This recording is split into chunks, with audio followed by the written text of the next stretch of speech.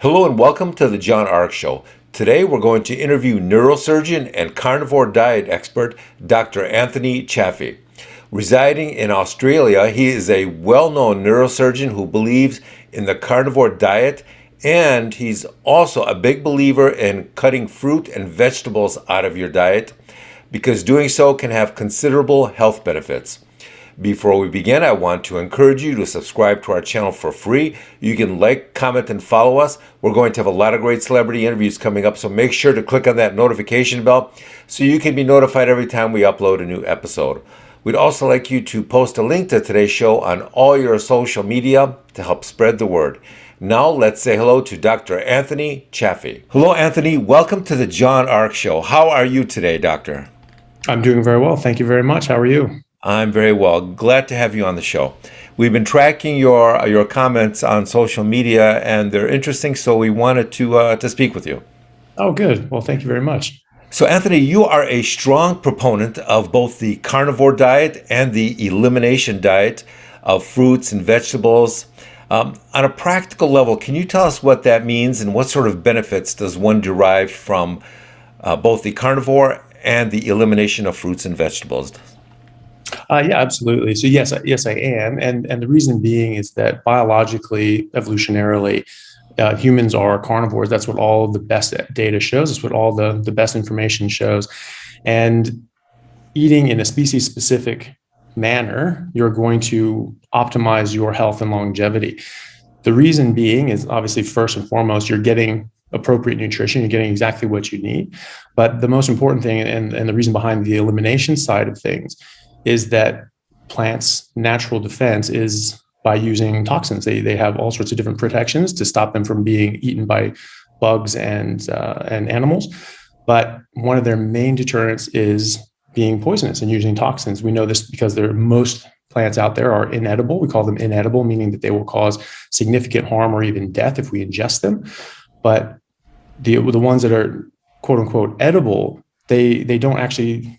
It's not that they don't have this capability of providing poisons to stop animals and insects from eating them. It's just that we have a moderate amount of defenses towards them. But these poisons will build up. They will overwhelm our system and our liver, and we'll be able to. That will be manifest as chronic diseases. So this is where heart disease, diabetes, even many forms of cancer, and autoimmune diseases, Alzheimer's, even neurodevelopmental delays such as autism come in. I believe that these are strongly influenced by our diet, if not outright caused by them in certain circumstances. So doing an elimination diet, you're eliminating all of these toxic factors and just going back to basics and just ingesting what is pure nutrition, what is pure nutrition for our species, and providing exactly what you need in the proportion that you need it, and eliminating everything that is going to cause harm. So this is really interesting because historically, for years, people have known that there were poisonous plants and toxic plants, but you never really heard, the medical profession, the nutrition industry talk about all plants having some level of toxicity. But you say across the board, all the fruits, all the vegetables, they have a certain toxicity. Yeah, yes, that's true. And anybody, and this is obviously very new to you and I and most people out there, because we are instilled from birth that vegetables are really good for you. This is where you get all your nutrients from. But anyone who studied horticulture, anybody who studied botany, this is very common knowledge. This is in any introductory textbook in the field, you will see this right away. And I have had a lot of people reach out to me saying, yeah, well, of course, I actually studied horticulture. That's one of the first things you learn, is that all plants have a level of toxicity. And it's not that some plants are more or less toxic. It's that we have more or less defenses towards those toxins. So we come from an herbivorous past.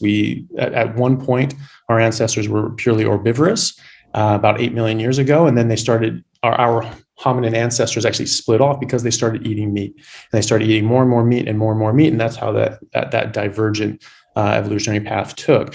About 2.5, 3 million years ago, when the ice ages hit, and this obviously killed a lot of plant life and a lot of animals that survived on those plants, the ancestor, the people that survived were the ones that were able to use tools, able to hunt large woolly mammals like a mammoth, and be able to survive as pure carnivores during the ice ages. And so all of our ancestors came through, several iterations of these ice ages. So this is something this is very, very well established in science and especially in botany. But because this has been papered over basically by the food industries and the sugar companies first started putting out publications vilifying meat and cholesterol as causing heart disease when it was actually sugar and carbohydrates, as it turns out, and different sorts of factors. But the main culprit is sugar, fructose specifically. And so in order to protect their product, they started putting out this sort of opposition research, but we actually have hard evidence that they were doing this. The Journal of the American Medical Association, JAMA, published in 2015 actual internal memos from the sugar companies back in the 50s and 60s, detailing how they paid off several professors across the US to falsify data and publish fraudulent studies to make it appear as if cholesterol was causing heart disease when it was really sugar. There was one of these such papers that came out in 1967 that was authored by 3 Harvard professors, and one of those professors was named head of the USDA. And then it was he who authored and published the USDA declaration in 1977 to state unequivocally that cholesterol caused heart disease and we should stop eating that. And that's what revolutionized the way we eat in America. And then the world followed suit after that. And then, as I'm sure you remember, meat became a villain at this point because, especially red meat, it had a lot of cholesterol, it had a lot of saturated fat, therefore it was bad for you. Same with eggs. And fruits and vegetables did not have cholesterol and saturated fat, therefore they were good for you. And you could eat fibrous plants and they didn't have many calories, so that you could feel full, but you wouldn't actually get full. And this was a way to diet and lose weight. It was a theoretical, it actually doesn't work. But that was the whole argument for eating plants in the first place, was that it doesn't have cholesterol, so it's safe. And also it doesn't have much nutrition, it doesn't have many calories, so it's good for diets. That's how it started. And then it evolved into saying, no, this is where the only nutrients come. This is where all the nutrients come from. You have to have them. But again, maybe it has some nutrients, and of course it does. It's a living organism. It's going to have things that are beneficial for other living organisms. But what else is in it? They're just focusing on what they want. They're cherry picking, and they're not telling you about all the other things that are bad for you. So this is really interesting. I'm going to split off on a tangent here now because I've always loved I've always loved spices and spicy food. But now I'm starting to wonder if those spices aren't part of this toxic defense mechanism that on one hand, they make me like the food, but on the other hand, I'm misinterpreting what I'm eating and not realizing that maybe this is this food's attempt to ward off my attempts to eat it. Could that be what's going on with all these great spices that are on the foods we eat? You're exactly right. That's exactly what that is. Any strong flavor, taste, or bitter is your tongue and your brain's way of telling you that there are harmful components in there. Taste is obviously one of our 5 main senses, but it is a very important one. And yet we forget this. We forget that this is a major sense, and we should listen to it, at least in part. There are some things that taste good, like sugar, that aren't good for you, but they give you a quick hit of energy. And maybe we recognize people that recognize this as safe and a quick hit of energy. We're able to eat that and then survive and then get our normal food. But things that taste bad are bad for you. That means there is something in there that is bad for you. So these strong flavors, these spices, which if you ate a lot of at once, you would be repelled by it, quite significantly. And so, if you just put a mouthful of pepper in, no one would like that. But you put a little bit of pepper on it, we've come to like that. We've conditioned ourselves to like it. Most children, young children that are just eating solids for the first time, they will really have a hard time with any strong flavors. Even broccoli. Broccoli isn't something that kids normally like, but we think of it as quite a mild vegetable, and some people may even like it. That's more of a conditioned response. This is something that I remember quite clearly hating the taste of when I was young, but it was basically the least offensive vegetable that I came around, and so that was something that I was willing to eat as an adult. But there are chemicals in there that are harmful to you, and our tongue and our brain are very sophisticated machines, and they can identify toxins, and they are telling you quite viscerally, don't eat this. This is bad for you. It's like stamping a Mr. Yuck sticker on it, like get it out. Don't eat this. And so you think that as a child who's very close to their genetics, you give them something like this, they will not want it, and they react to it as if you're giving them something poisonous, and that's because you really are. So for years, I've been hearing how healthy hot peppers were, garlic, onion. You put it on your pizza, you put it on your food, and how that burning sensation is supposed to be healthy for you. Yeah. But you're saying it's just the opposite. You're saying you've been lied to all these years. Yeah. Well, and we have, unfortunately, but again, this is an example of cherry picking, because they'll focus on what's in garlic and peppers. They say, oh, there's this antioxidant in there, or there's these natural antibiotics in there, and those are good for you. Well, they may be good for you in certain circumstances. However, again, there are 200,000 other chemicals in there as well. What do those do? And if you look at different seeds and beans and grains, this is a plant's baby. A seed is a plant's baby, and organisms protect their babies more than anything, by and large. And so this is where you'll generally find the largest concentration of poisons. And now our ancestors knew this. We look at nightshades. We for millennia, we knew that you did not eat anything in the nightshade family. And yet, and just for our viewers, which foods are in the nightshades family? So there are quite a number, but this would be like belladonna, which people have used as a murderous poison for centuries, and tobacco is also a nightshade. But things that we would actually ingest commonly would be tomatoes, potatoes, eggplants, peppers. All the capsicums are all nightshades. So when we went to the New World, the Europeans, the Romans absolutely knew you do not touch nightshades, but they found subsequently in the New World, they found these very interesting looking plants. They knew they were nightshades, though. They could tell by the shape of the plant, this is the nightshade, this is something you don't eat. They brought it back to Europe as a curiosity. Look at this strange looking tomato. Tomato plant is a very strange looking plant. And so they brought it back as a curiosity, but they noticed that some of the indigenous people, the very, very poor, by the way, generally you don't find people historically eating plants unless they had to. They would eat these things, but they'd eat them in a very specific way, a very careful way. They would take the tomatoes, they'd be vine ripened. That's very important. They have less poisons in them when they're vine ripened. It doesn't work the same if you take them off and let them ripen in a box. You vine ripen it, and then you blanch it in boiling water, take the skin off, and then they would take the seeds out and they would just use the pulp. Well, that's going to be a less offensive version of a tomato, because you're getting the seeds out and the skin has barrier protection. So this is where a higher concentration of poisons are. But now everyone's saying, oh, the skin is where all the vitamins are. The seeds are where all the nutrients are. You need to eat all those. And that's a bad idea, because that's exactly where the worst of this stuff is. It's very interesting.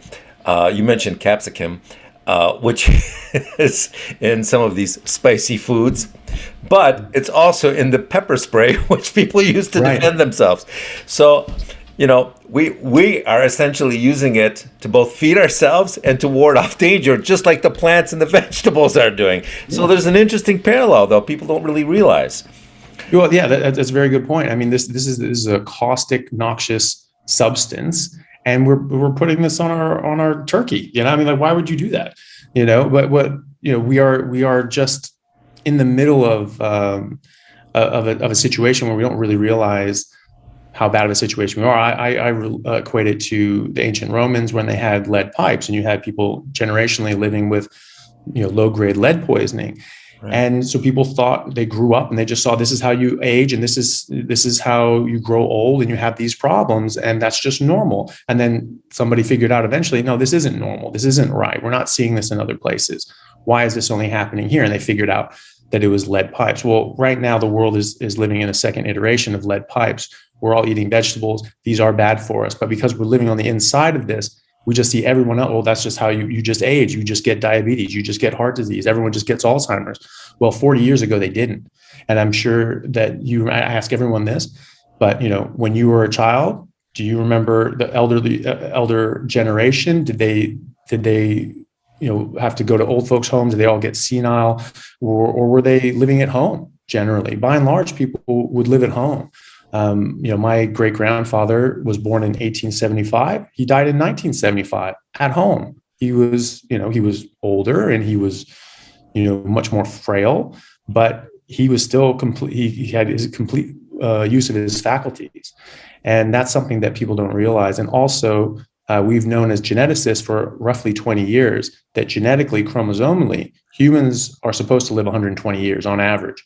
And that means that if you just stay out of your own way, if you just don't mess up and get yourself killed, you should live to 120 years old without doing anything special. So why are we dying in our 60s and 70s? Why is the oldest average population in the world dying, on average, making it to 80 in Hong Kong, who also eats the most meat per capita, by the way? That is still premature. If you make it to 100, you're still dying 20 years early. And so we are in the middle of this. We can't see it because we're inside of it. But on the outside looking in, we are really damaging ourselves, and we're causing a lot of harm and a huge burden of disease that simply doesn't need to exist. It's very interesting. You mentioned lead pipes in Rome. A lot of historians believe that the lead in the water in Rome, leaching out from the pipes, is what drove a lot of people insane and brought about the eventual fall of Rome. That's what the theory is.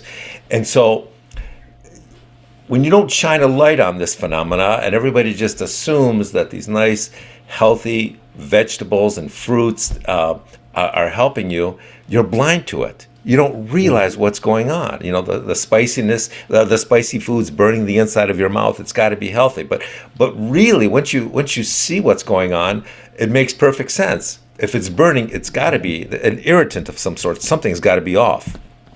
Yeah, exactly. And this is something that people are sort of waking up to. There's Dr. Gundry wrote a book called The Plant Paradox, talking about all these different poisons in plants, specifically lectins and all these different huge. There's just a number of classes of chemicals that plants use to deter predators.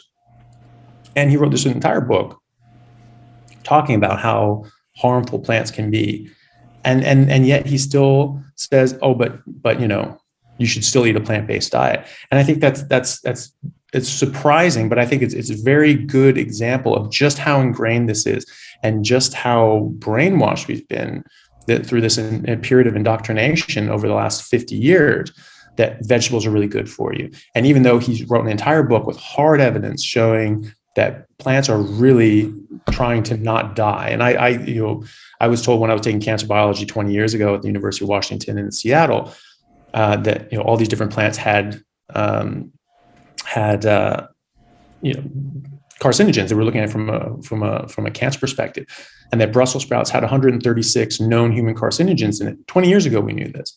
Mushrooms had over 100. Spinach, kale, lettuce, broccoli, celery, cabbage, cucumber. We were given lists of these things, and each one had over 60 or over 80 known human carcinogens. They were quite abundant because we know that from a 1989 research paper that came out from UC Berkeley from Professor Bruce Ames, that there's 99.99% of the pesticides and insecticides in plants exist in the plant itself, not on the pesticides we spray on them. So there's 10,000 times more naturally occurring poisons in vegetables like spinach than the pesticides we spray on them. This is why we still have pesticides, because people are trying to ban them. And he sort of pointed out that we've been using pesticides for decades without any of these sorts of problems that we were seeing in the 1980s. So he didn't really think that this was going to be from the pesticides, because why would a new problem be caused by an old technique? And he showed that indeed the plants were worse than the pesticides, which is why we still have them. So we were again looking at this from a cancer perspective and found that there was all these carcinogenic factors in there as well. And that was what Ames found as well, was that the naturally occurring poisons were orders of magnitude times more likely to cause cancer than the pesticides we sprayed on them as well. So we were quite taken aback by this. And I remember thinking, I was like, okay, but are vegetables still good for you though? And our professor just looked at us and said, I don't eat salad. I don't eat vegetables. I don't let my kids eat vegetables. Plants are trying to kill you. And so I said, right, forget plants. And I just stopped eating them at the time. And so I use that phrase now plants are trying to kill you, but obviously they don't mean us any ill will. It's more that, they're trying to kill us insofar as we're trying to kill them and we're trying to eat them, and they have a defense, and they should have a defense. It's, without a defense, you go extinct. And while animals can run away or fight back, plants can't. And so one of their main deterrents is being poisonous. So this is hard science, that we know these chemicals exist and we know they do, such and such harm. Gundry wrote a whole book about it, and yet he says, but still eat plants. And one of the things that he said was, someone said, well, is spinach better or is kale better? And he said, well, here's a good rule of thumb: the more bitter, the more better. And that is flying in the face of any sort of biological evolutionary sense, because why would we have evolved to hate the taste of something that was good for us? Why would something that was better for us taste worse? Deer don't go around eating the horrible tasting leaves. They don't have someone to coach them and say, no, the bad tasting ones are the ones you want. They eat naturally. I don't know if you've ever seen a cow eat, grass, like very green grass. They are voraciously eat it. You can tell that they're enjoying this. So nature is natural. It just happens. And so if something is unnatural and you have to fight against your natural instincts, you should ask questions. What's really interesting about this is that in the world of politics, whenever a politician says yes, the truth is usually no. It's that inflection. Assume the opposite of whatever a politician tells you. And now I'm seeing this same phenomena in the world of food, manufactured or supposedly natural. For decades, they've been telling us that garlic and onion and mushrooms, these are great anti-carcinogens, and you should consume them whenever you get a chance. But you're saying it's just the opposite. So, the lobbyists for these food industries, appear to be inverting the truth just the way the politicians are inverting the truth. So once again, this is starting to make more sense. It hurts me a little bit because I love garlic, I love onion, I love mushrooms, but, this starts to make sense, Yeah, it does. Well, and to your point, that's exactly right. I mean, this is a product, and people are trying to sell their product, and so they're obviously going to, focus on the positives of that product. There's nothing wrong with that, but I just have and I don't mind if people eat garlic or eat anything that they want. I think people have ultimate control over their life, and they should have. I just don't want doctors and nutritionists telling people to eat something healthy when it's really not. Doctors used to recommend people smoke. That was a real thing. So I don't have a problem with people smoking. I do have a problem with doctors telling them that it's healthy and they should smoke. So if you want to avoid cancer, are you saying stick with the carnivore diet, eat more meat, and eliminate as many of the fruits and vegetables from your diet as you can? Yeah, absolutely. I mean, if we just look at, we don't have any randomized controlled trials. We never will in this sort of, nutritional science, because you need to take, identical twins, separate them at birth, put them in identical facilities and for the entire span of their life, and have everything identical except, changing that one factor to have a real randomized controlled trial or a real properly controlled trial.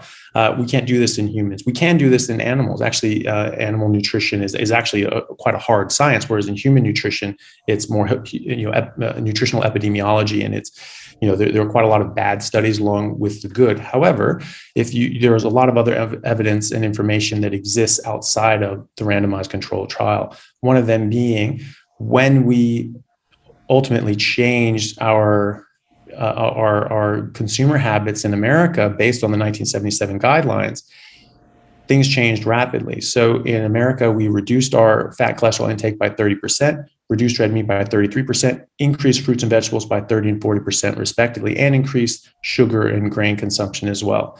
Well, what happened? What were the results? First of all, the heart disease rate tripled. So, that's out right there. Reduce your cholesterol intake by 30% as a nation, and the heart disease rates tripled. You cannot say that cholesterol causes heart disease if you reduce cholesterol and heart disease rates triple. If anything, you can say that it's protective. And in fact, all of the big studies and meta-analyses that we now have actually show an inverse correlation or inverse relationship between LDL cholesterol and heart disease and stroke and all-cause mortality, actually. What else happened? Well, so obesity rate tripled, heart disease tripled, stroke rate triples, cancer rates also tripled, type 2 diabetes increased by 6-fold, autoimmune disorders, Alzheimer's, Parkinson's, even neurodevelopmental delays such as autism increased exponentially. I mean, these things almost didn't exist before that. So cancer rates tripled. What does that mean? That means that something happened in our environment to affect our cancer rates, because it certainly didn't, our genetics didn't change as a population. If anyone studied population genetics, that just does not happen that fast. It just can't. So something happened in our environment. And as these diseases all increase at the same time. And so that's a very, very suspicious association. Doesn't prove causation. However, it's very suspicious. Then you look at native populations that exclusively eat meat, such as the Inuit, such as the Maasai, such as the native Aboriginals in Australia. They traditionally, when eating their traditional diet, they don't get these diseases. We used to call them the diseases of the West. Now we just call them getting older. That's because everyone's eating the same thing and everyone's getting these problems. There are studies that conflate between the Inuits who live in cities and eat a Western diet and the ones who live naturally and say, oh, actually, they are getting cancer. They are getting heart disease. But that's looking at the ones that are eating the wrong thing too. And the whole point is it's the food that's causing this. There's a lot of work being done looking at a ketogenic diet as a treatment model for cancer. There's a Dr. Thomas Seyfried in Boston who is doing this, and he's been showing very, very good evidence and doing very, very interesting studies, actually looking at various cancers such as glioblastoma multiforme, which is the most aggressive form of primary brain tumor. And he's finding actually very, very good results. Otto Warburg won the Nobel Prize in the 1930s for discovering and showing that cancer cells rely on glucose, and they actually take up 400 times the amount of glucose as normal cells. So if you are limiting the glucose in your body, if you're not eating a lot of exogenous carbohydrates, your blood sugar is going to stay very level, and it's not going to have these big swings up, and you're not going to have a lot of insulin, which is going to be pumping in glucose into all your cells, including your cancer cells.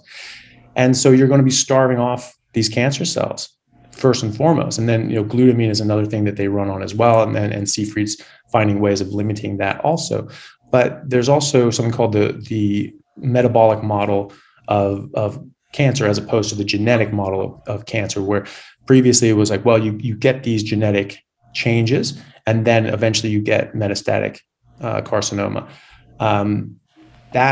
It looks good and it fits in a lot of ways. However, what fits a little better is this metabolic model, where the metabolic systems of your body, as well as your cells at a microcellular level, are being disrupted, and that they are acting in a haywire fashion, specifically the mitochondria. We noticed that in cancer cells, the mitochondria don't work properly. You don't have as many of them. They work in a dysfunctional manner.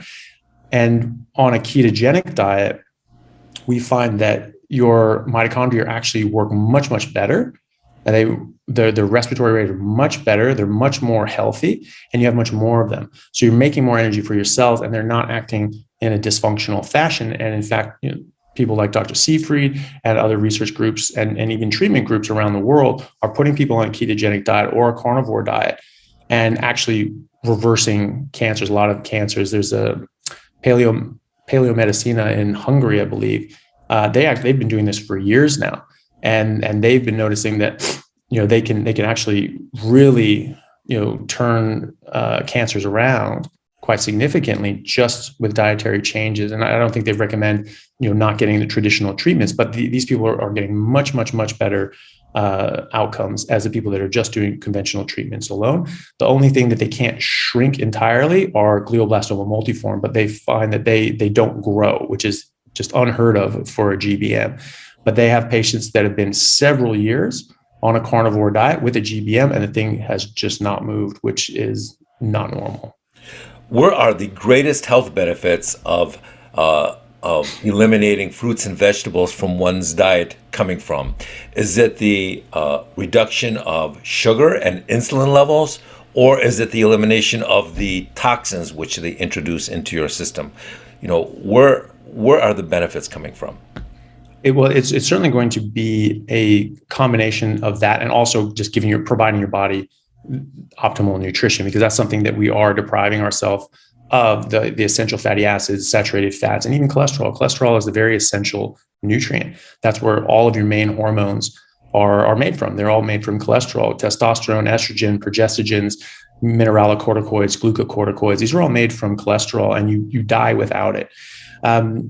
So that's a very important part as well. And a lot of diseases such as Alzheimer's and dementia and even autism, these can be linked back to not getting enough nutrition as well.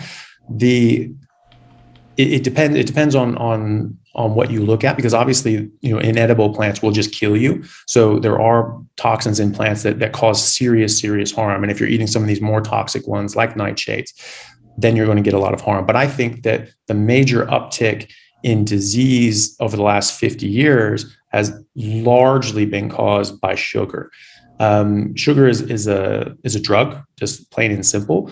Fructose specifically is a drug. It causes a dopamine response into the addiction centers of your brain, just like cocaine, heroin, and methamphetamines. And there are MRI studies showing that fructose kills the same areas of your brain as methamphetamines to the same extent as methamphetamines. Probably not in the same time frame, but it does get there in the end.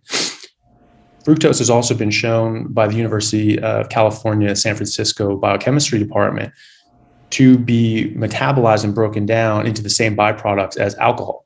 So you drink alcohol, it causes certain effects, but when it gets broken down, it gets broken down into certain chemicals.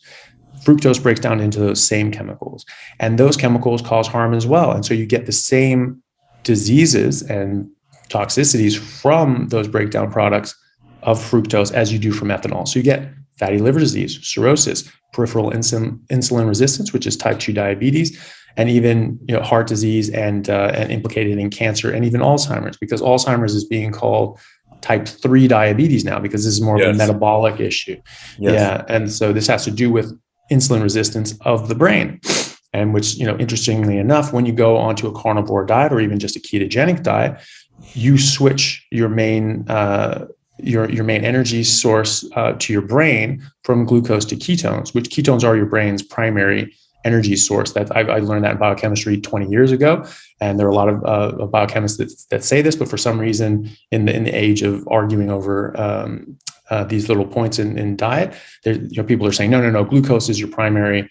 So it's not. It just isn't. That's a well-established fact. Your brain runs much better on ketones, and it wants to run on ketones. And so when you switch over to a carnivore diet and you get exogenous carbohydrates out of your system, all of a sudden your brain's running on ketones again, and you just wake up. And so you have these Alzheimer's patients that are struggling, and then all of a sudden they just switch, and all of a sudden their brain works again. It's not going to be the same as it was before the Alzheimer's set in, but it's going to be a significant improvement, and the brain can actually heal and recover a bit. Your brain is made out of very long chain fatty acids, 20 and 22 chain fatty acids, DHA, EPA. These things don't exist in plants. You have to get them from your diet from animal fat. But we've been restricting ourselves. We've been putting ourselves on a low fat, heart healthy diet, when in fact it couldn't be further from the truth. And our brains are suffering. Our children are suffering. Children are not developing to their genetic potential. Their brains aren't developing to their genetic potential. And our adults and older adults are really suffering from this. And they're having neural decay when they simply did not need to have it. So it is a combination. It all comes together. But I think fructose is a main causative factor in this. Dr. Robert Lustig from UCSF, he's actually done studies in humans that meet the criteria of showing causation between fructose and metabolic syndrome. And removing fructose can reverse the metabolic syndrome. And so that is a significant burden of disease. If you just look at the American population, 9% of Americans are diabetic. That accounts for 75% of the Medicare costs. 75%. Now realize that 40% of Americans are pre-diabetic, which means that ostensibly within a decade, if they don't change their ways, and is there any reason for them to, that 50% of the population could be diabetic. What's that going to do to our healthcare costs? We can argue about the different healthcare systems that are better or worse, and I certainly have my opinions on that. But it comes down to the simple fact that if you are spending trillions of extra dollars on treating medical conditions that simply don't need to exist, you're going to put any system under stress. Lustig talked about in one of his books that the sugar industry makes about $1.3 trillion a year, but we spend about $2.4 trillion a year just treating the effects of sugar consumption. So that's a major, major burden on the healthcare system. So let me ask you this. There has been a lot of press coverage over the last few years about the importance of the gut biome and its link to not only physical health but psychological health. The whole listen to your gut thing. They think that may actually be a real world phenomena. Do you think all these fruits and vegetables are destabilizing our gut biome so dramatically now that may be the cause of a lot of these health problems? I think it's certainly part of it. Yeah, like, as you say, there's more and more evidence to suggest that our gut biome is very important and can have direct effects on our health. I think you can look at it in two ways too. Our gut biome is going to be very different depending on what we eat. Depending on what we eat, we're going to have very different health. So, it could be a two-prong attack. It could be that having the wrong gut microbes cause harm to our body, which we certainly know is true, but also because you're eating the wrong foods, which are giving you the wrong biome, that's also going to be causing problem as well. So it's going to compound that problem.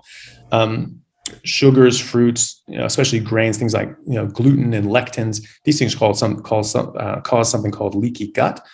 And what that is you have these tight junctions between cells, and so you have these cells that are just sort of stuck together like this. And so molecules bigger than a certain level and charged in a certain way can't physically pass through between these cells. However, this can break those apart, and now it's just sort of free flapping, and now things can just get through unimpeded, and you can cause a lot of problems with that. This is where lectins come in, because you normally don't absorb lectins, but if you have leaky gut, which lectins can cause, and other things that are in plants that contain lectins will cause, now you'll get this leaky gut, and now these lectins will come in. These will also breed the wrong kind of bacteria. And now those bacteria have a means of ingress as well, and they can get in your body and they can cause harm as well. So I think you're absolutely right. I think it's all wrapped up in this whole process, and there's many, many ways for this to cause harm to your body. When you recommend that people eliminate fruits and vegetables and go carnivore, those patients who are diabetic and take that advice, how long before they see a reversal or an elimination of their type 2 diabetes? You can actually get a full reversal in a matter of months, depending on how advanced it is.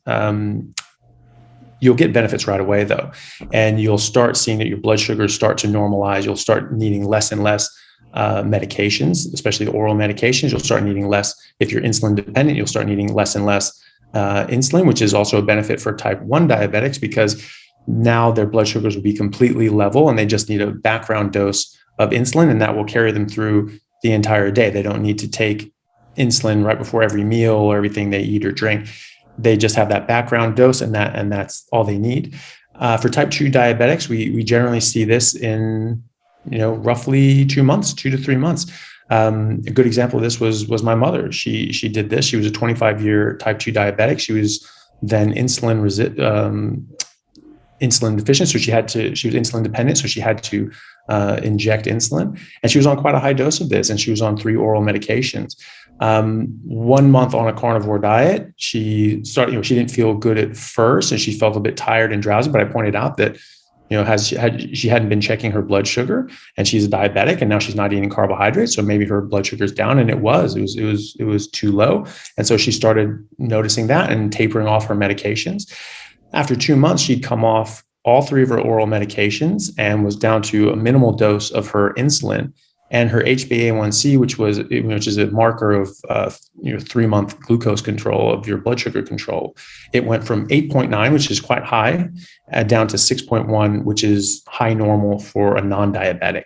And her doctor was quite surprised by this. And she asked him, just quite frankly, she said, "What the hell did you do? How the hell did you do this? Diabetes is a progressive illness. It only gets worse. We can modulate it and modify it and slow it down with diet and exercise and lifestyle adjustments and medications. But this does not go away. It does not reverse. It only gets worse. How the hell did you do this?" And she told her about my theories and my thoughts and my research and the things that I was looking into. And I went in and she was very interested. She asked to speak with me. And so, we went and we had a long conversation. She's a very bright lady. She's an MD, PhD from Harvard. She had a PhD in biochemistry from Harvard. And I was, explaining to the PhD in biochemistry that, we're looking at biochemistry all wrong. We're calling this a fed state and this a fasting state, but I completely disagree. I think that the so-called fasting state is our primary metabolic state. That's where all of our heavy machinery comes to bear biochemically. And you can see through all these different sorts of processes that when you step out of that and you get into a hyperinsulinemic state, hyperglycemic state, so high blood sugar, high insulin, this causes disease processes in the body, in everyone. And some people will manifest that as diabetes and heart disease. Other people will get more lucky than that, but it will affect everyone. It will damage everyone. And I was just explaining this, and she was like, that makes sense. This all makes sense. She actually completely overhauled her practice as well. Now I see outside of my neurosurgical practice, I have a practice in functional medicine and essentially preventative medicine, trying to get people well and healthy so they can come off their medications. They don't need medications and surgeries in the first place. And that's one of the main things we see. I have yet to see someone with a type 2 diabetic not be able to follow that exact same progression. No, here's Go ahead. Well, I was just going to say that, that's why I think this is more of, I think these so-called chronic diseases, as we call them, are not diseases per se, but toxicities and malnutrition.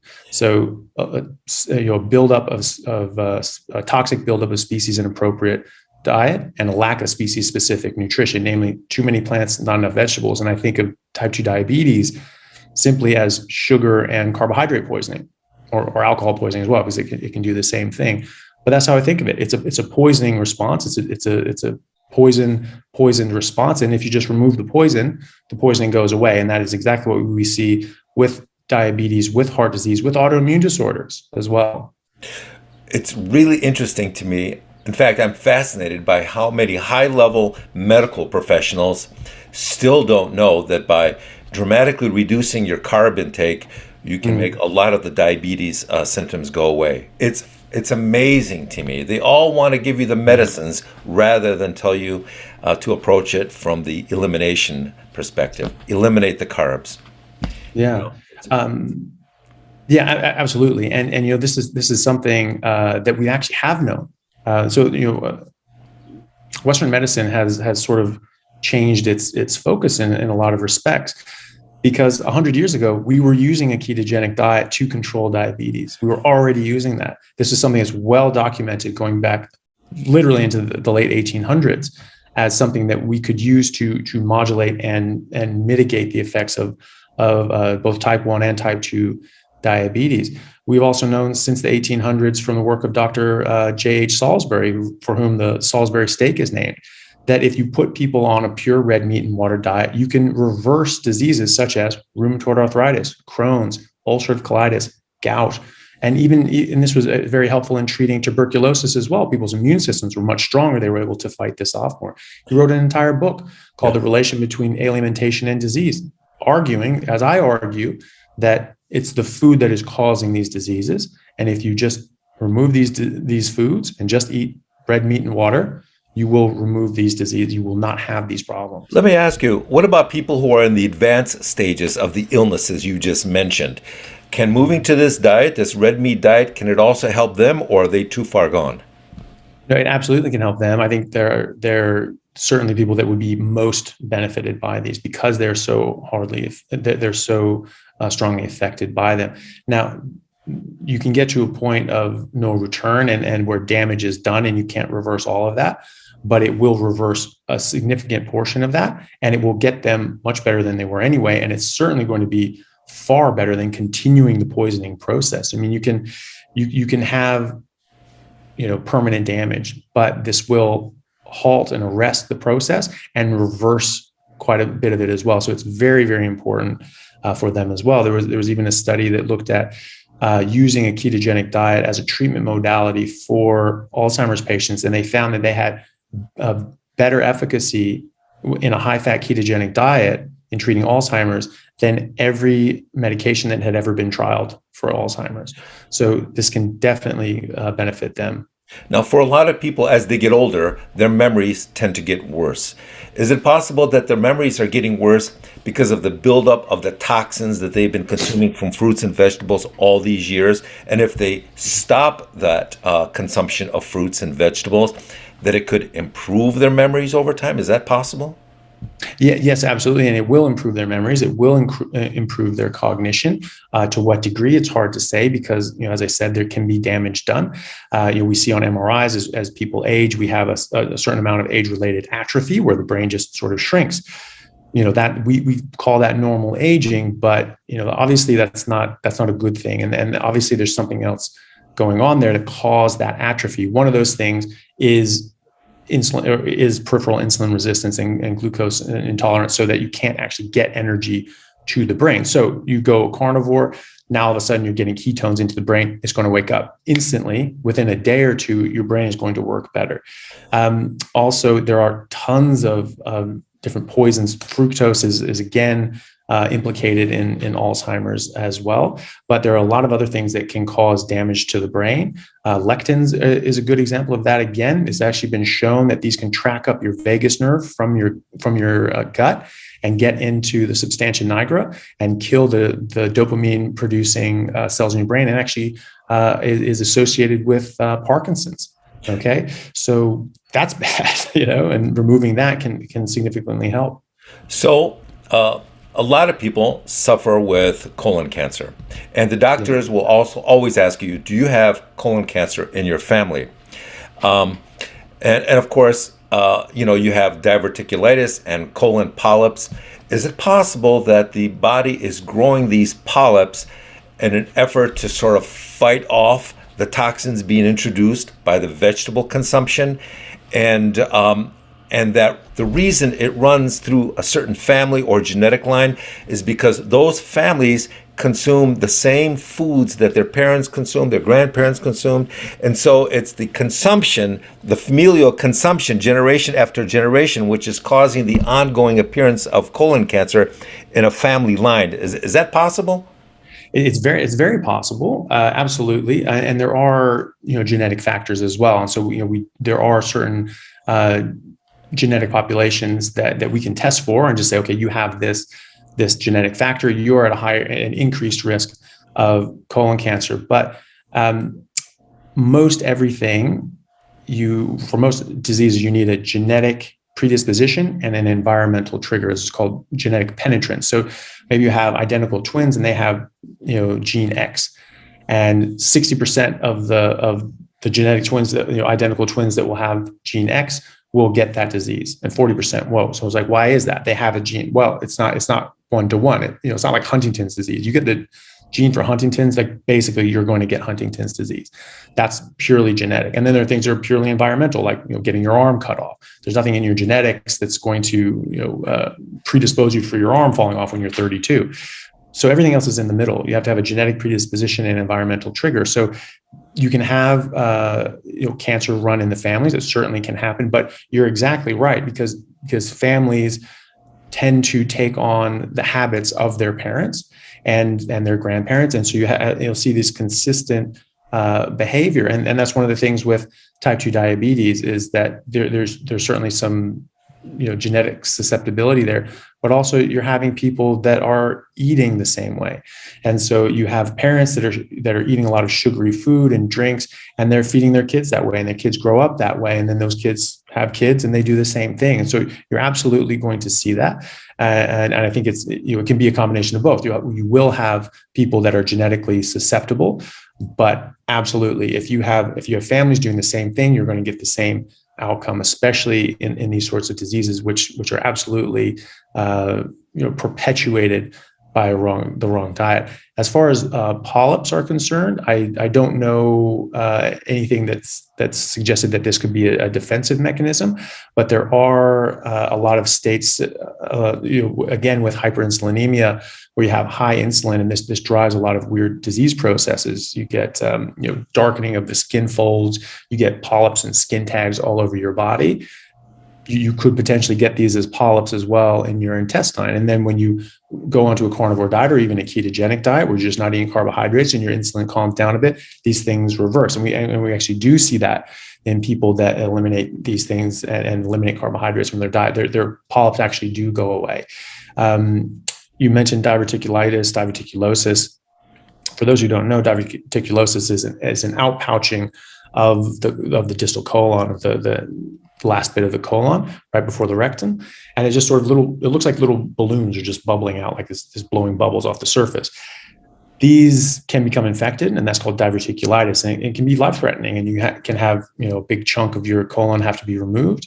You can treat it with antibiotics as well, but it's quite a severe issue, and a lot of people have it. It's very common. Well, there was a recent study that actually looked at thousands and thousands of colonoscopies and different people and found out what they ate, what they did, and they found most people say that eating meat, this will cause bowel cancer. It absolutely does not. That has been shown to not even have a correlation. Now, correlation does not mean causation. You cannot prove causation with correlation. However, if you show that there's no correlation, that proves no causation. So there is no correlation between red meat and bowel cancer, or any cancer for that matter. And so therefore there is no causation between these two. But looking at just diverticulosis, they found that the only things that were even associated with even correlated with an increased rate of diverticulosis were increased amount of fiber consumed and increased number of bowel motions a day. So constipation didn't matter, meat didn't matter, fat consumption didn't matter. All the ones that we were told this is going to cause these diseases don't do anything.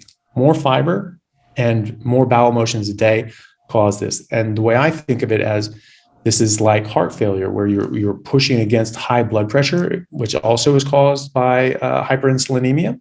And if you get rid of that, you will get rid of your high blood pressure.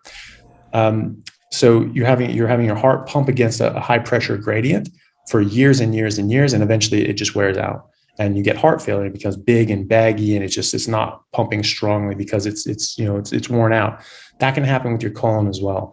And so if you're just using this, and it's just constantly working, it eventually is going to run out. You're going to run out of miles, and that's just how it is.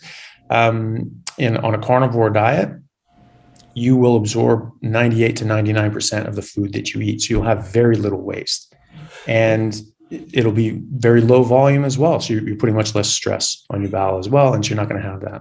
Let me ask you, if you have a strong family genetic predisposition to something like maybe colon cancer, a strong predisposition, a lot of people in your family have died of it. Is it possible that with a really strong predisposition that you can still counter that or thwart its progression, the progression of the colon cancer, if you eliminate the fruits and the vegetables and go carnivore and go intermittent fasting, or even OMAD? Yeah, I think so. I mean, all of those things are going to help. If you're eating carbohydrates and you just switch to eating once a day, you're going to wear out the insulin that you have, and you're going to sort of wait out the clock, and that insulin is going to come down. And if you fast, taking certain days off, again, you're just going to have lower levels of insulin on average throughout the course of your life. This is going to help you. If you go on a pure ketogenic diet, that's going to help you from a metabolic state, keeping your insulin levels low, but you're also going to be eating a lot of things with lectins and glutens and all these sorts of horrible things that will cause problems in your body. And those will cause other problems. Also, lectins can bind to insulin receptors in your body as well. So they can actually act in a similar fashion. But this will all show improvement. And then going onto a carnivore diet, this is the best of the best, because this is actually how we evolved. This is actually our primary evolved, biologically appropriate, species-specific diet. And so that's going to be the best. As to your question about a very strong genetic predisposition, I think so, because this is still a metabolic process in a lot of ways. And when you have high blood sugar, you're going to be feeding that cancer. You're going to be feeding that disease process and causing it to get worse. Now, we do have babies that are born with brain tumors. That is something that is absolutely tragic, but we do see it. But there's nothing to say one way or the other if the mother had been on a carnivore diet, would that have happened? We don't know. We don't have the data on that, but it is something to think about. Even people with very, very strong predisposition towards cancer from a genetic standpoint don't necessarily manifest the cancer. And so we know that there are environmental factors, and we can control whatever environmental factors we can control, and diet absolutely is implicated in this process.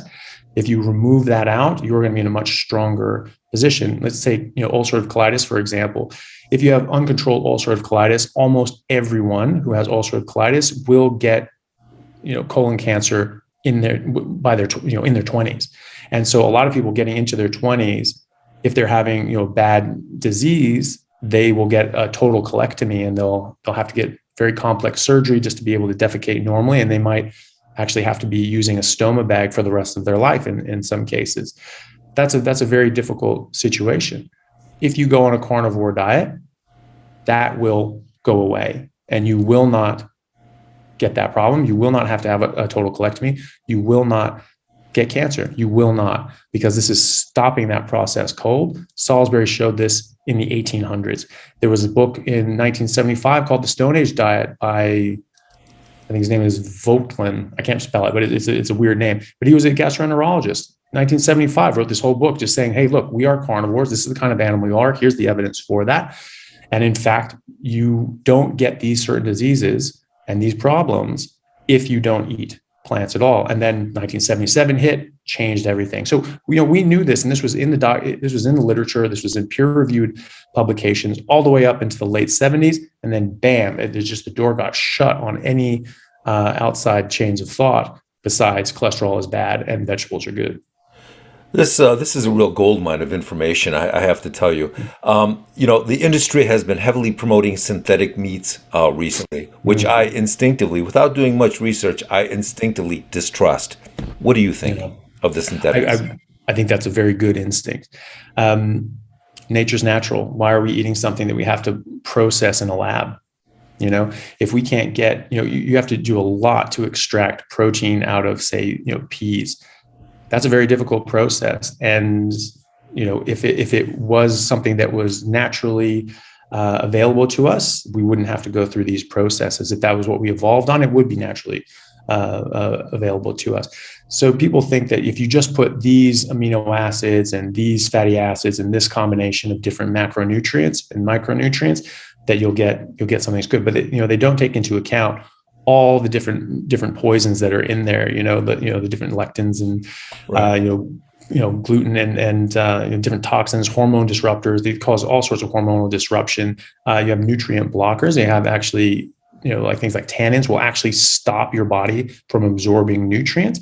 There are also things like protease inhibitors that will block your enzymes from your pancreas from breaking down protein, so you can't absorb it. There are photosensitizers. There's a number of different plants that cause us to be more sensitive to UV light, cause us to burn more. That will likely increase our rates of skin cancer as well. There's cyanogenic plants as well. There's 2,500 different plants that use cyanide as a protective measure. So there are so many things in plants that even if you get the requisite baseline nutrition aspect, which is difficult to do because these things just don't exist. You cannot even get basic nutrition from plants and fungi. You can't. There are dozens that are just completely deficient. You can't get it. And so even if you address that, you're still contending with the poisons as well. What's really interesting about this? People who consume a lot of fruits and vegetables thinking they're on the right path. And hey, if I eat organic fruits and vegetables, I'll be even better off. When in reality, it doesn't make any difference. Then you're getting all the toxins, the natural defense mechanisms of the plants attacking your body. It's ironic. Let me ask you this. How many ounces of meat do you think an adult male should consume every day on average? Yeah, so it's a good question. It really does depend on their size and their activity level. So what I tell people is to go by their taste. And if you're exclusively eating meat, then you actually can listen to your senses. You can listen to your sense of taste and your sense of satiety.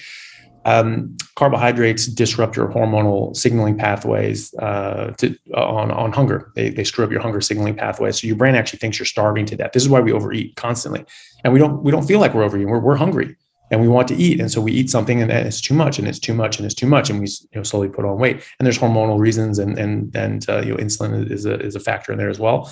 However, that is something you will eat more than your body actually requires.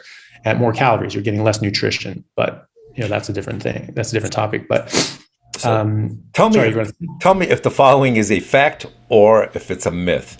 Eating a lot of meat poses a health risk to your kidneys because it overburdens them, especially if you're dealing with type 2 diabetes. Is that fact or myth? That's a myth. That's a big old myth. There was zero evidence for that. There was zero studies showing that. That was just supposition. And unfortunately, something that I've learned over the years as a doctor is that there's a lot in medicine that is pure supposition. It's just based on best guess at the time with the best information that we had.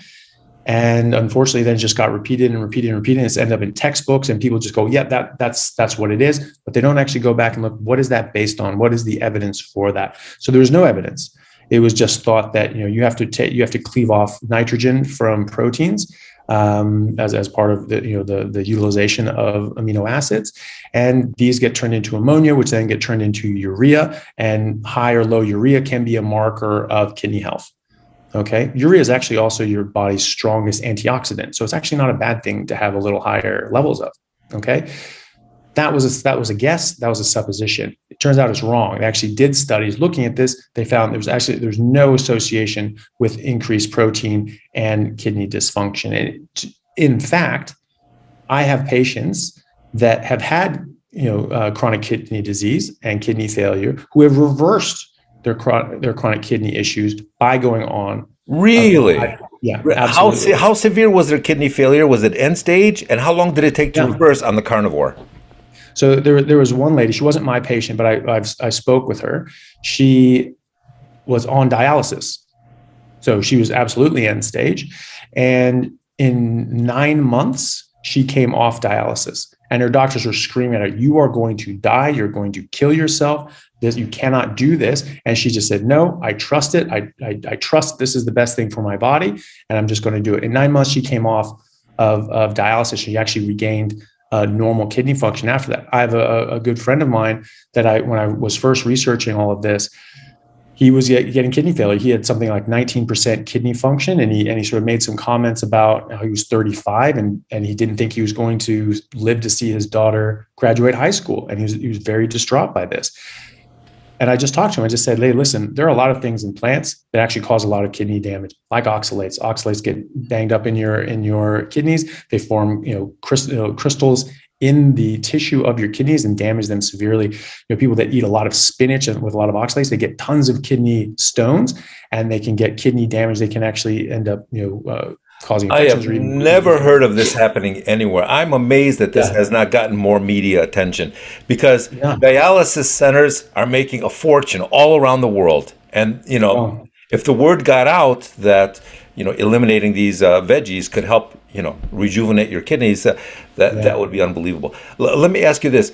Is there a strong tie? Does the carnivore diet dramatically enhance your immune system enough to ward off things like COVID, perhaps, or other illnesses? And I'm curious, when was the last time you got the flu or the cold or anything? Well, it certainly does. I mean, as far back as the 1800s, this was shown by Salisbury to help people fight off tuberculosis, which is very, very dangerous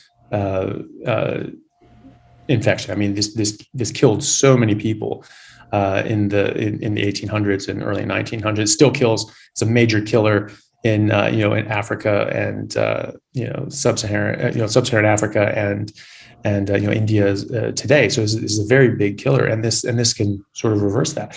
I haven't been sick in years.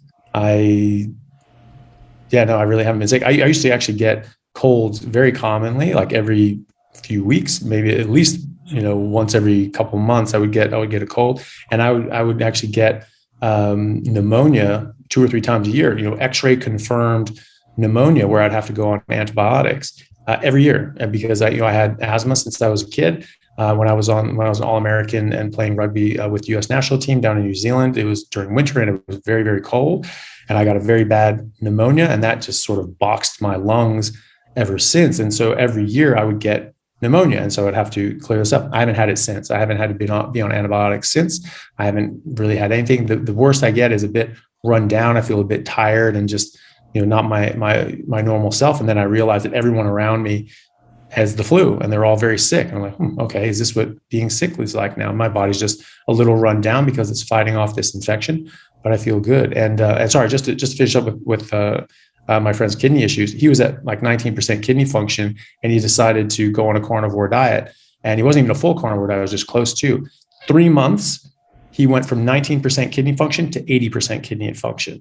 And his doctors were freaking out, saying, no, you have to get off it. You have to take these pills. You have to basically go plant-based and never eat protein again. And he was like, look, everything that you've told me has only gotten me worse. This is getting me better. I'm not listening to you. Now he has normal kidney function. Now, you just said something really interesting. You said he didn't go on the full carnivore diet. And most people, they'll get on the carnivore diet, like me, and then a month or two later, they'll start to fall off the wagon and start to consume a little bit of carbs. How, like, what is the threshold? If you're eating 50% carnivore and a little bit of carbs, another, 50% of carbs, does that eliminate all the benefits of carnivore? Like, what are the thresholds where you still gain the benefits of the carnivore diet, but you can still eat a little bit of the carbs? Do you have a sense for where that sliding scale is? Yeah, that's a very good question. And, dose makes the poison, but it's not linear. And so, reducing your carbohydrates by 50% isn't going to confer a 50% benefit. Okay. Because any carbohydrates at all are going to raise your insulin. Your insulin has a long half-life and it's going to stay up for a while. And so you can actually, just by eating a small amount of carbohydrates, you're going to be in a hyperinsulinemic state for several hours, even if not a day. And so what I tell people is the last 5% of going pure carnivore actually confers about 95% of the benefit. And that's probably an over exaggeration, but it's meant to make people sort of think about it a little bit, that, you get down to the last little vestiges of plants and a bit of carbs, maybe a bit of sweetener here and there. Is it that big of a deal? I've stopped so much other things. Yes, you're doing better than 99% of humanity out there, and that's going to certainly provide you a lot of benefits. But even that little bit is actually slowing you down a lot more than you think. If you think about it, like if you have a fine watch and you open it up and you sprinkle a bit of sand in there, that's going to cause a lot of damage. You pour a lot of sand in there, it's going to cause more damage, but you've already significantly damaged that clockwork by throwing just a few grains of sand in there. So the first bits of carbohydrates, the first bits of these plants, toxins, they actually do cause proportionately more damage than the later stages of this. But yes, you're right. You will get a lot of benefit just by reducing the amounts of this you eat. And so, if someone can't go full bore for whatever reason, eliminating whatever you can is going to benefit you. There's no bad time to stop eating poison. And so if it's just less poison, that's still of a benefit. I know intricate details just how bad this stuff is. So I just have no interest in having this stuff in my body. So that's very easy for me. And when I, eat some of these things, or I drink 1 cup of coffee, I get sore. I don't get sore after working out anymore. That's not actually a normal thing. We think of it as normal because it's always happened to us, but it's just like Romans and the lead pipes. Well, that's just normal. It's not normal. Right. So I work out, I don't get sore. But if I drink a cup of coffee, I'm sore for 2 days. I don't want that, and so I don't touch it. If you're eating meat and you also add scrambled eggs from time to time, what are the benefits of scrambled eggs, or does that throw off the benefit of the carnivore diet completely? What's the relationship? No, I would consider eggs, equivalent to meat. These are the building blocks for meat, if you want to think about it like that. Eggs are a great source of cholesterol, a great source of essential fatty acids, great source of choline as well. Some people do now. This is going to come down really to what the chicken was eating, and if it's eating its natural diet, it's going to be healthier as well. Same with cows, and grass-fed, grass-finished cows are going to be better for you than a grain-finished cow. However, a grain-finished cow is going to be better than literally anything else you could ever eat. So I wouldn't worry too much about that one if you can't source grass-fed, grass-finished. But some people do, especially with autoimmune issues, or have bad leaky gut and they haven't healed their gut, do have a problem with egg whites. That's something we see in the autoimmune populations, that they are more reactive to the egg whites, but egg yolks seem to be fine.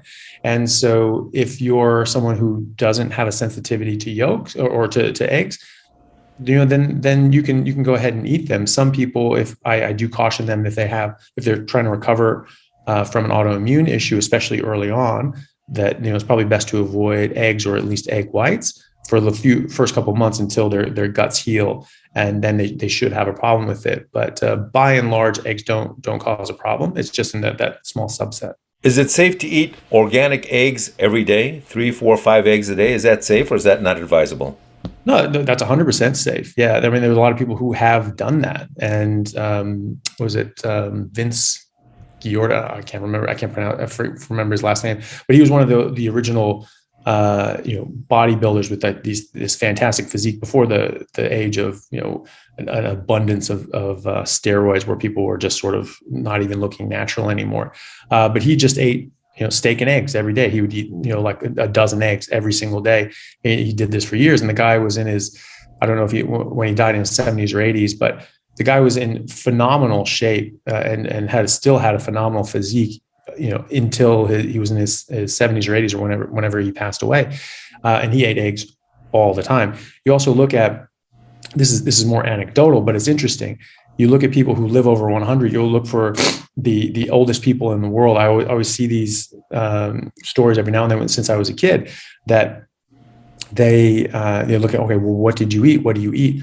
Almost every single one of them will say they eat eggs and bacon, and they'll say, eat eggs and bacon. Eggs and bacon are the answer. People living 110, 115, 120 years. It was actually funny. There was a guy in New York. He was the oldest man in New York. He was still living independently. He still lived on his own. He was 110 years old, and he lived independently. And they interviewed and they asked him, and this is when, everyone was making a big fuss about the Mediterranean diet. And I said, what do you eat? What's your diet? It must be the Mediterranean diet. And what do you eat? And he said, every day I eat a pound of bacon and a box of Thunderbird wine. And they just went, right, he's just a genetic freak. There's nothing to this, because obviously he should be dead by now.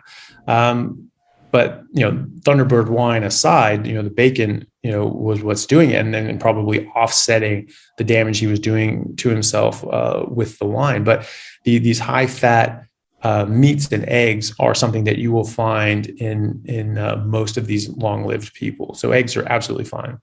Do you recommend people take supplements like D3, fish oil, multivitamins when they're on the carnivore diet, or is that not necessary? It's by and large not necessary. You can think about it this way. This is our evolved diet. This is, by definition, going to have everything we need.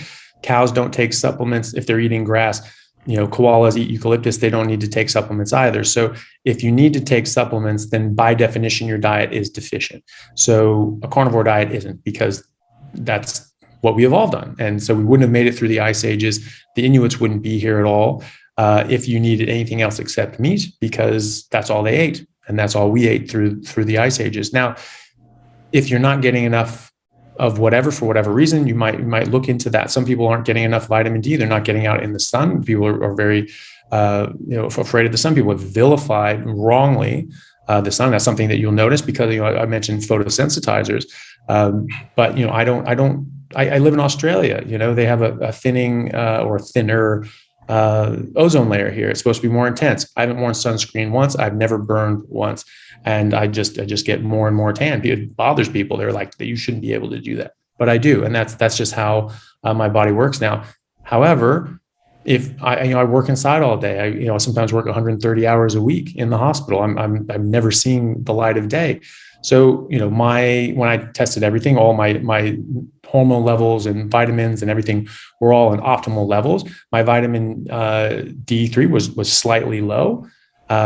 But basically all my endocrinologist said, just get a bit more sun, or take a supplement. So if you're in that situation where you may not be getting enough sun, and you may not be getting, the Inuits get their vitamin D from blubber, there's a lot of D3 and, seal fat, and other marine fat. And so, they don't need it for that reason. But if you're in this situation, which a lot of people are, where you're not really getting a lot of sun and you're getting vitamin D3 from animal fat, maybe you're not getting enough to be optimal. There's nothing wrong with taking a D3 supplement if you're in that category, because D3 is again, it's very important for your hormonal health as well. There's also the case that there's certain soils that are just deplete in certain minerals and nutrients. Like in Australia, they have just the soil has low levels of magnesium and zinc.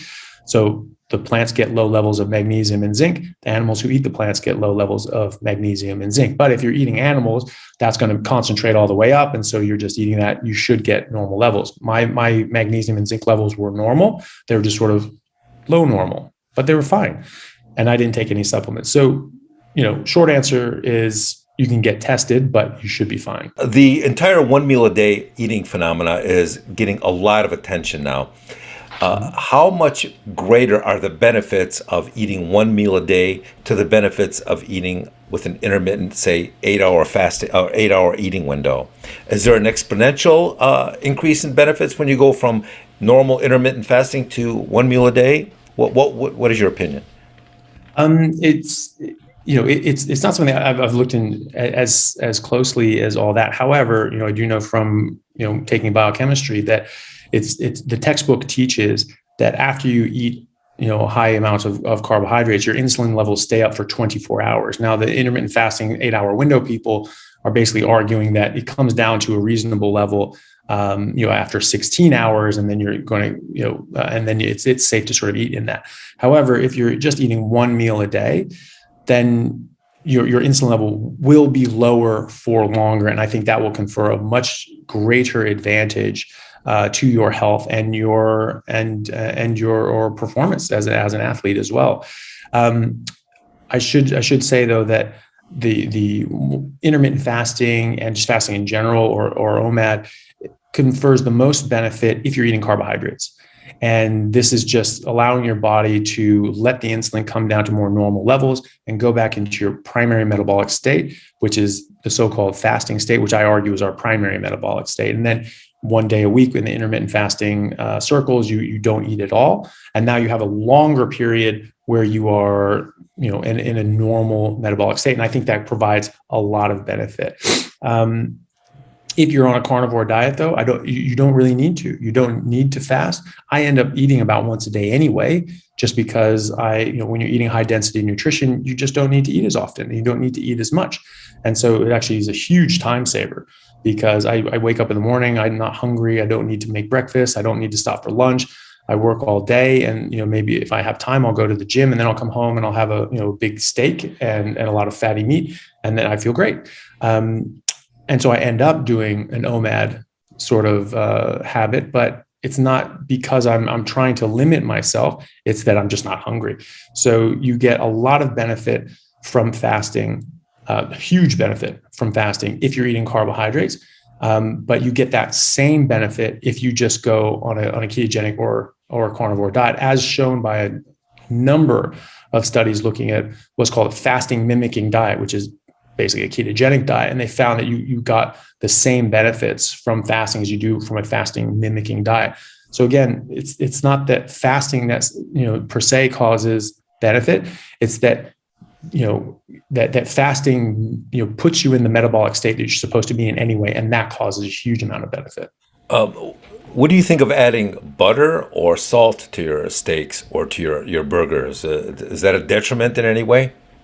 No, I don't think so. There are some people that think that salt is addictive and can cause problems. It's, I haven't really come to that same conclusion. I still put salt. I think it's, the studies that we have now show that if you salt to taste, this is fine. And, this will just affect how thirsty you are. You're going to be more or less thirsty. And so if you get a little more salt, your body's just going to want to naturally drink more water, and you'll excrete the excess. Butter, I think, is great. Butter has a lot of very essential nutrients like vitamin D. It's a very good source of vitamin D and vitamin A. And so especially because I want more fat, I try to get between 70 and 80% of my calories from animal fat. This is what you see in the wild. Generally, animals get around 70 to 80% of their calories from fat, give or take. And so that's what I try to emulate. The meat in Australia is actually quite lean. They really took to heart the idea that fat's bad for you and fat causes heart disease. So they've actually bred their cattle to be much more lean. And so you actually really can't find meat that's fatty to the extent that I want it to be. And so I add in butter quite regularly. So I use quite a lot of butter now. A lot of carnivore people consume ribeye steaks and burgers because of the cost benefits. Is a burger, a hamburger, does it offer far less benefits than a ribeye, or is protein, and just protein? It's just all one and the same. Yeah, I mean it's all cow, right? So it's it's totally fine, and it is much more affordable than a ribeye. And in fact, what can make it more affordable is asking the butcher to make it with more fat. A lot of butchers in America don't charge for fat. They're very good about that because heretofore fat was a waste product. But you want the fat, and so I actually get my butcher to make like 60-40 hamburger, or even 50-50 hamburger. And that 50-50 hamburger meat is going to give you about 70% calories from fat. That's how much fat I'm talking here. It's a lot of fat. And you can think about it this way as well, just as an aside. If you had a pound of just completely lean beef, or a pound of 50-50 fat and beef, the 50-50 fat and beef will have 3 times the calories and nutrition as the lean beef. And also there's just vital nutrients in the fat that you have to have. And so you really need the fat.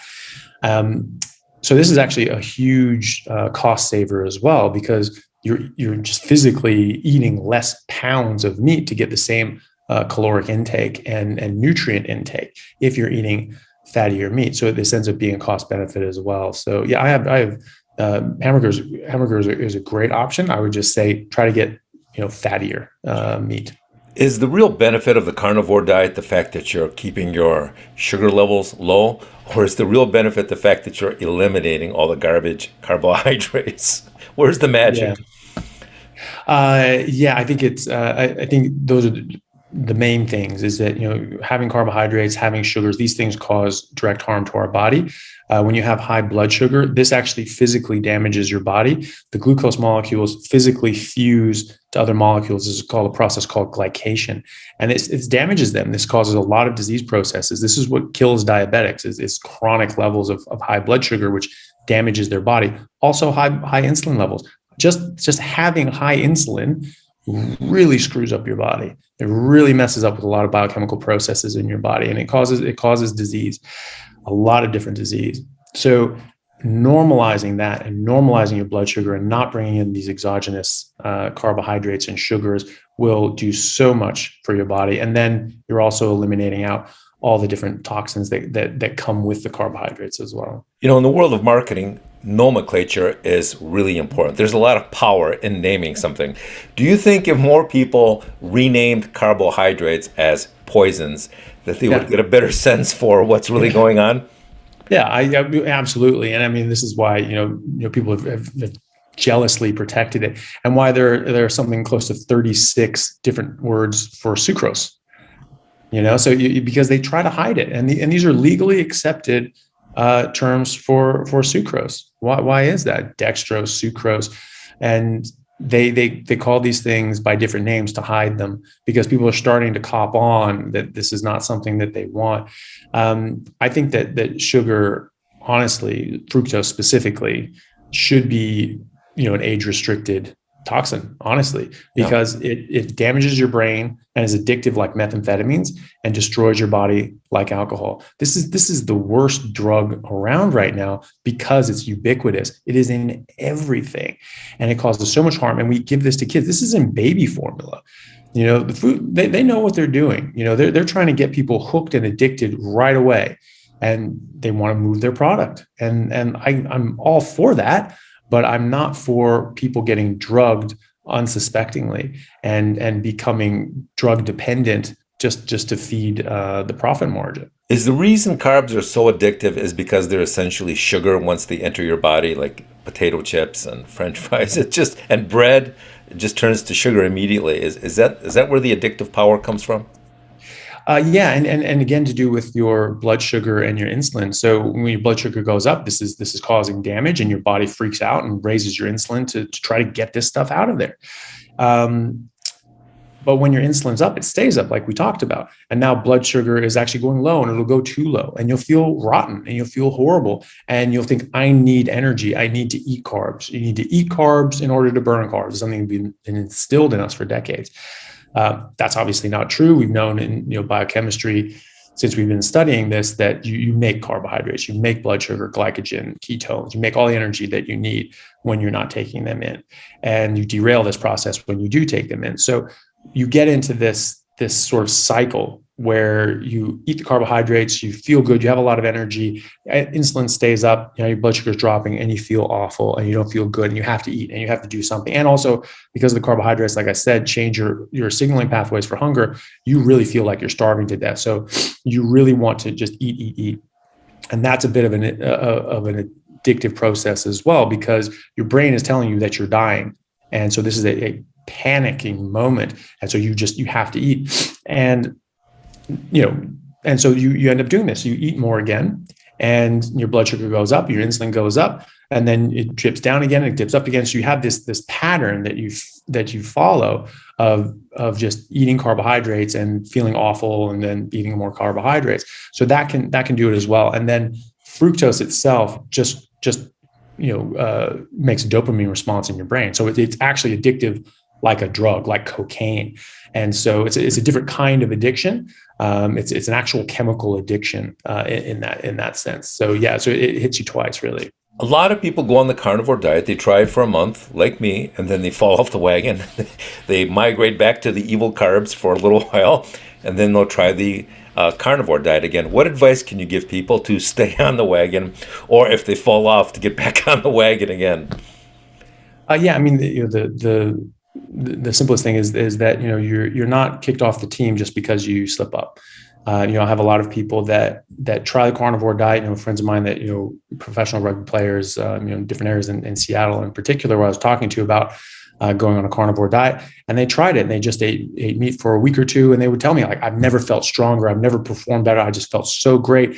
But then I went to my parents' house for dinner on Saturday, and we had some rice, so I guess that's it. I can never do this again. And they really feel that way. They messed up once, and it's not even that they messed up. It's just they have a habit of eating rice with their family. It's not a big deal.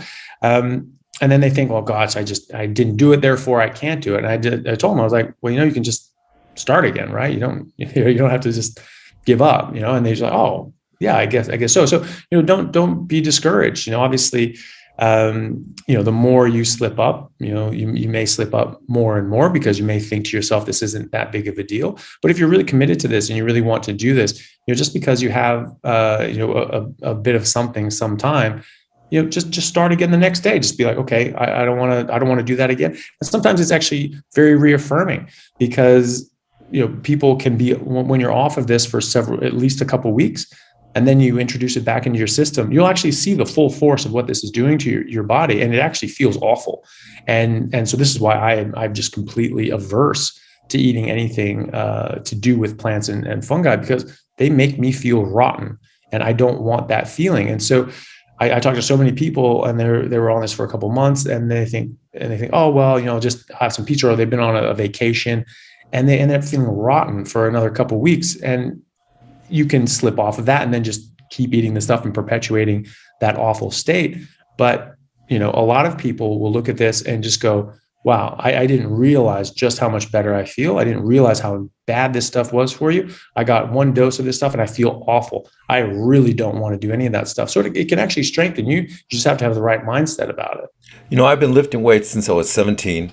And when I got on the intermittent fasting, and when I dramatically reduced my carb intake, I found that I needed much less sleep.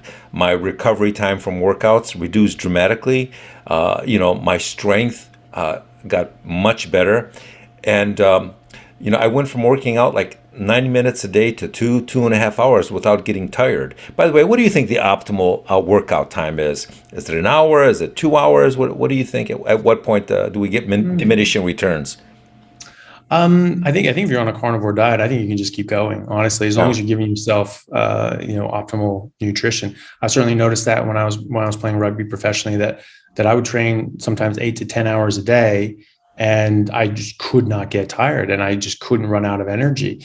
But then when I was first doing this, I wasn't really noticing my hunger signals. I was just never hungry. So there'd actually be 4 days in a row I wouldn't eat. That's really bad. I was hurting myself. And I got to the point, it took a long time, a long, long time. But I eventually got to the point where, I just ran out of reserves. And the more I worked out, the worse I felt. Whereas it used to be the opposite. I would just work, and I would get better and better and better. Every day I felt like, wow, I'm better, I'm stronger, I'm faster. And then I was like, oh, I'm a little bit less, because I just wasn't feeding myself. I just was not getting myself enough nutrition. So if you're doing this, I think that you can actually push yourself so much more. There's going to be a limit. You're going to be able to wear yourself out. I was when I came back onto this about 5 years ago, because I was doing it for sort of 5 or so years in my early 20s after my class in cancer biology, and then I was playing rugby professionally in England. I sort of slipped off of it because there's just different access to food over there. It's like breaded meats, and I didn't really think too much about it, and I ended up sort of slipping off. Then sort of 5 or so years ago, I sort of came back on it and really looked at it. Look, no, this is really what we're doing. That's why I felt so amazing, was because I was eating as a carnivore, and we are carnivores. And I sort of was challenging myself. I just wasn't getting sore. I wasn't getting tired. I was doing insane workouts, just like you said. And I put it to the challenge once. I just tried to do as many squats as I could until I wore my legs out, and I couldn't do it. I ended up doing 32 sets, and to failure. Each set was to failure. And I did 32 sets. I was listening to a book on tape by Thomas Sowell, who's like my favorite author and thinker. And so I was just really engrossed in listening to that. And then all of a sudden I realized I did 32 sets. I was like, okay, I could have kept going. I really felt like I could have kept going all night. And I was like, well, I've been here for 4 hours and I've got things to do, so I should really just cap it here. And I still wasn't tired. I still wasn't sore. And so I just started seeing, okay, so I had sort of a 3-day program where I would do certain lifts on certain days, and sort of 2 different sort of upper body and core workouts, and then a big heavy leg day. And then instead of sort of giving myself a break, I would just repeat that and repeat that and repeat that. I had no days off. I had no rest days. And eventually I sort of went into my gym that I had at my house in Seattle when I was living there. And all of a sudden I started lifting. I was like, oh God. And I had some tendonitis in my pec, and I felt great, but I just overworked the muscle. So you can definitely overwork yourself. You can go too far. And the thing is too, because I had done so many sets of squats, I started doing 20 sets of bench, 20 sets of shoulders, 20 sets of squats from there on out. And I was not taking really enough rest days. So you can definitely wear yourself out and do too much, but it's wildly, further out than people think it is. Well, listen, doctor, I think you're really onto something. A lot of people are discussing the carnivore diet, but not many people have realized what's going on with the fruits and vegetables and the toxins they generate in the body. So I really think you're onto something here. Before we wrap this up, is there anything that you would like to promote? Oh, well, I'm sort of new to this. This isn't my day job by any means, but I just think it's very important, and I think it's something that can help a lot of people. And I think in medicine we are on a disease,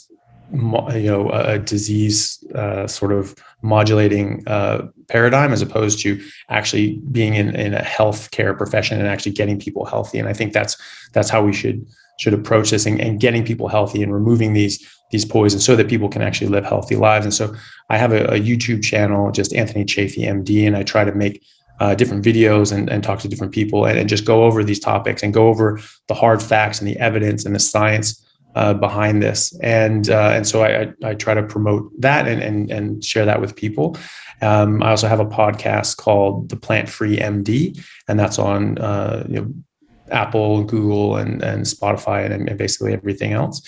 And then I have a Instagram page where I sort of coordinate things from and write different blog posts and different statements to do with carnivore and to do with basic health issues, to try to give people a leg up on these sorts of things. So that's mostly what I'm doing now, and I'm just trying to try to reach as many people and get as many people educated, and so that they can take charge of their own health and their own life as possible. And I also do consultations with people as well in order to try to help that also. Well, it's been an absolute pleasure having you on the show. This has been a real goldmine of information. I want to wish you continued success, and you're always welcome back on the show, my friend. Well, thank you very much. It's been an absolute pleasure. Thank you for having me. Thank you very much. I want to thank our viewers for watching and tell you that we're going to have more great celebrity interviews coming up and more breaking news stories in the future. So we encourage you to subscribe to our channel for free and click on the notification bell so you can be notified every time we post a new story. Thank you, and we shall see you soon. Bye-bye.